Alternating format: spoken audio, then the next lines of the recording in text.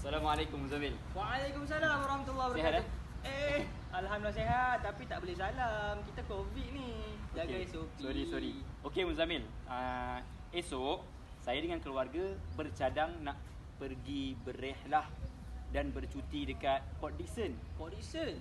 Oh, Masya-Allah. okey. Okey. Jadi, ada tak beberapa tips ataupun adab supaya rehlah ataupun perjalanan keluarga saya sentiasa dalam keberkatan Allah? Ada tak beberapa tips yang anda mahu beri kepada saya? Baik, saya cuba kongsikan. Jadi dalam tips ataupun adab kita berehlah ni, saya akan kongsikan 2 adab berehlah. Yang pertama, Cakap dengan siapa Muzamil? berniat kerana Allah Subhanahu Wa Taala.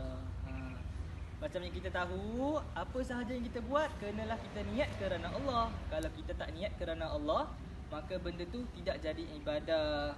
Maka kita nak berehlah, nak berziarah, bercuti boleh, tak ada masalah.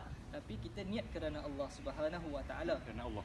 Yang kedua pula, yang kedua, tempat yang kita nak berehlah ataupun berziarah ni, tempat tu mestilah tempat yang tidak ada unsur-unsur yang Allah larang. Unsur yang larang macam mana tu? Unsur larang ni contohnya lah macam disko. Kalau awak nak berehlah ke disko, pilih kan.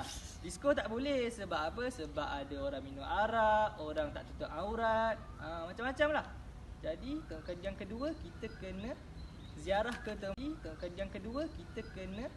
ziarah ke tempat yang Allah redha dan tidak larang. Okey. Macam mana pula dengan Irsyad? Irsyad ada idea tak? Setakat yang saya tahulah, terutamanya saya yang masih lagi kanak-kanak perlu untuk mendapat izin family ataupun parents lah. Terutamanya apabila melibatkan kanak-kanak perempuan kan, yang perlu kepada penjagaan ataupun perlu kepada penelitian ibu bapa. Kerana apa? Kerana kalau tak ada dapat izin dan berlaku apa-apa perkara yang tidak diingini, maka bahaya. Setahu saya lah. Yang kedua, antara tips untuk mendapat berkat sebelum rehlah ni adalah menunaikan solat sunat sebelum rehlah. Supaya apa? Supaya perjalanan kita sentiasa dalam keberkatan Allah.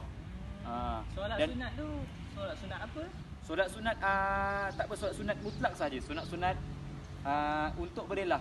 Yang penting niat untuk solat sunat lah. Okey. Dan yang ketiga yang paling penting sekali, yang paling selalu orang lupa adalah sentiasa menjaga waktu solat. Maksudnya apa? Maksudnya bila azan solat. Jangan suka-suka berehlah tapi lupa nak solat.